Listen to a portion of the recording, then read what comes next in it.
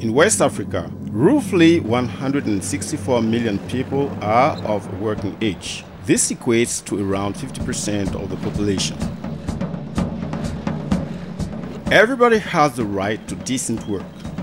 However, this right is not always respected. 50% of the West African population are persons with disabilities. ILO estimates that 70 to 80% of persons with disabilities are unemployed. And the World Bank estimates that 20% of the poorest people are persons with disabilities. However, the International UN Convention on the Rights of Persons with Disabilities was ratified by the majority of West African countries. The convention needs to become a reality. The articles concerning the employment of persons with disabilities have to become a reality in the field. So the way in which ONEP and those other organizations can help is to help to reinforce their voices in making sure that they help us join the campaigns, that all our voices can be meted out so that the government can listen and have persons with disabilities tap onto these job opportunities. To ensure that the convention is implemented, we need to make an effort using the resources available to us. Doing this will allow persons with disabilities to be integrated into the society without great difficulty. There are people with skills. Really, we have good examples of persons who have taken 3 loans. He is a worker who needs to be encouraged. A worker needs to be helped to move forward. Banjugu was able to become an elite sportsman at the national level, and we are proud of that. Usainu helps other people too. Many people come to see him so that he solves their problems. Due to the paid jobs they are filling or the micro-enterprises they are setting up, persons with disabilities are becoming real economic players, and they need to be encouraged and trusted.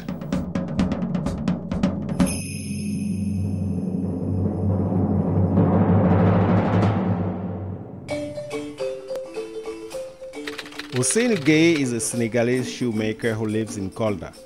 In order to widen his activities to comply with the needs of his clients, he took a loan with a microfinance institution.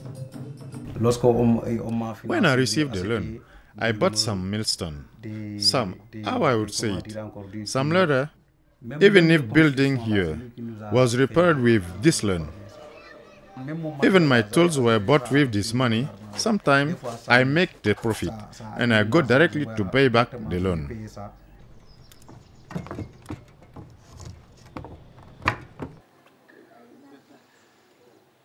I used the loans to work, but not to eat. I made beds, chairs, and many other things. When I have a lot of clients, I have to satisfy them. I have to borrow money to do the work. This is how I manage my business. This is Adamu Yabre, a carpenter who lives in Lome, Togo. He owns a workshop and he is known for the quality of his work. His activity is supported by a microfinance institution. People are really attached to him because of his devotion. He doesn't deceive us. When he makes an appointment, he respects his word. When he approaches you, he makes an gesture. Me too, I try to use gestural language with him, and he understands me. In the case he doesn't understand me, he writes, and me too, if I realize that I can't use sign and gesture to communicate, I write. And we understand each other like that. For the time being, Amadou regularly pays back his loan. There is no problem. And what he did this month, and we were really surprised when he came. In fact, he was supposed to make his first repayment on 5th of November. Therefore, he deposited for that month and the following month too. He planned in advance in quite a natural way.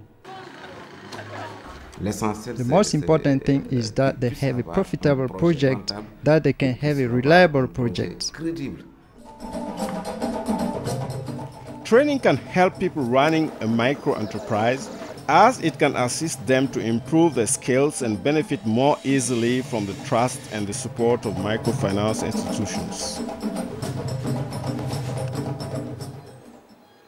After the training, I knew how to organize my projects. I learned how to be efficient and technical in order to make a profit. Before we worked, we had money and we ate it like that directly. But frankly, this day they train us how to manage our finances. And even though we don't go to school, we know now when times are bad, how to get back on your feet and all that. In order to facilitate access to the financial services, there are solutions that the microfinance institution can develop in partnership with other stakeholders. One example of this is to provide staff with awareness raising and training on disability in order to change their perception, their attitude and behavior, and also to help them to adapt the way they communicate. In terms of accessibility, each counter is equipped with a ramp to allow persons with disabilities to come to our counters and carry out their transactions. At our counters, you will see that we have an accessible counter specifically for persons with disabilities and senior citizens. Persons with disabilities and persons without disabilities are the same target for us. The important thing is that they are able to manage the business. The coaching that the technical structures can bring us, especially in the realm of communication, will allow us to really communicate with persons with disabilities, especially people with hearing impairments. The other financial institutions should open their doors to these persons with disabilities so that they can benefit from all the services that they offer to other people. That is to say, their customers. There shouldn't be any distinction. As Liberia moves forward in to another level in making sure that the life of its people is improved, we think that it's incumbent upon the various microfinance institutions, because you are the ones that the government is also looking up to help to make impact on the lives of the people. And persons with disabilities are no exception. We would like you to ensure that persons with disabilities are actually taken into consideration into all of your microfinance programs and schemes.